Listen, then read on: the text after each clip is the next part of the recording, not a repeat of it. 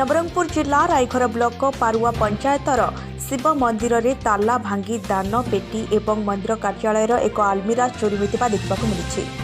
यह एक अंचलवासी हृदय विदारक दृश्य। मंदिर 100-150 मीटर दूर से दान पेटी एवं आलमीरा भांगी 15 ରୁ 30 हजार टंका समेत केतेक मानसिक सुना रूपा चोरी होता सूचना मिल पारिछि।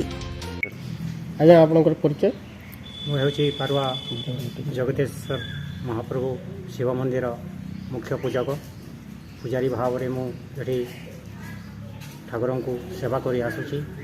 बहुत वर्ष है आज जीवन में ये चोरी हो नाला। आज ठाकुर मंदिर चोरी हो गला। मकर संक्रांति दिन में बहुत शुभ दिन में ये घटना घटी जाइए। जेहेतु ठाकुर हुंडी एवं कमिटी रे जो ऑफिस थिला से ऑफिस रो आलमारी रे जते ठाकुर सुना गहना अलंकार नाना इत्यादि जिनिस थिला सेटा सब लुटमाड़ होकर चोर ले जाइछंती।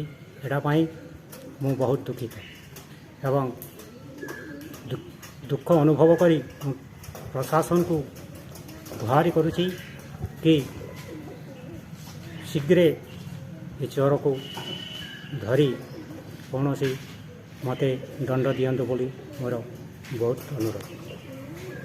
मंदिर कार्यालय साइट रे जड़े नाइट वाचर मध्य सोईथिला। तांकू चोर माने बाहर पटु गेट पकाई दिथिले एवं कार्यालय रूम रे सीसीटीवी मध्य संजोग थिला किंतु कनेक्शन तार काटी दिया होइतला।